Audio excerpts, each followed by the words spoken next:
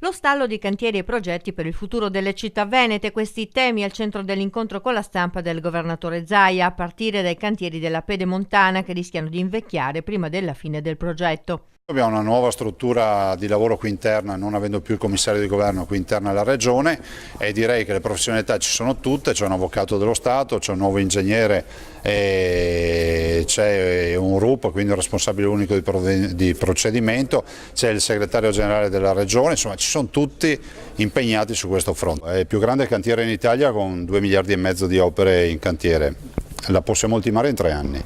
Ci sono difficoltà nel closing finanziario, quindi stiamo cercando di lavorare con un'ottima collaborazione con il governo, con i ministeri, in particolar modo di infrastrutture e delle finanze, Cassa Depositi e Prestiti, per trovare la quadra, come si dice, e riuscire a far partire velocemente questi cantieri e chiuderla questa infrastruttura. Zaia poi è tornato all'attacco sul nuovo ospedale di Padova, fermo, dice, per precise responsabilità. Noi, Università di Padova, abbiamo già approvato l'accordo di programma, quindi siamo pronti per la firma.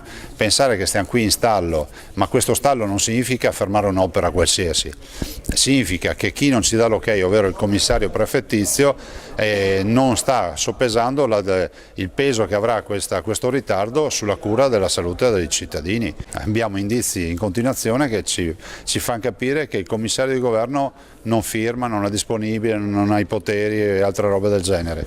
Io dico che questa è una partita dei veneti, se è già stata decisa si firmi e ci lasciano lavorare. Il governatore veneto ha fatto poi da testimonial per la giornata di raccolta del farmaco organizzata dal Banco Farmaceutico, che lo scorso anno ha consentito di raccogliere più di 30.000 confezioni di farmaci donati a cittadini non abbienti, 50.000 persone che non potevano permetterselo, ma ci si domanda come nella regione campione della sanità ci sia bisogno di aiuto per procurare farmaci a chi non può comprarli.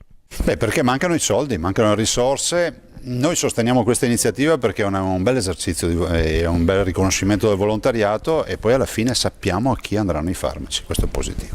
E infine Zaia ha rivolto un ringraziamento a Carlo Nordio, procuratore capo di Venezia, che va in pensione per raggiunti i limiti di età nel pieno del processo Mose. Guarda, io non condivido questa livella che lascia a casa professionisti come il dottor Nordio, che ha dimostrato il suo valore. Se ne va dalla magistratura veneta un magistrato che ha fatto grande questa regione, un magistrato che ha saputo essere rigoroso ma anche rispettoso, un uomo di cultura che ha saputo anche molto spesso dare delle letture anche a volte controcorrente dei fatti che accadevano. Io però mi rifiuto di pensare che il dottor Nordio passi alla pensione, farà sicuramente qualcos'altro e terrà alto l'onore dei veneti.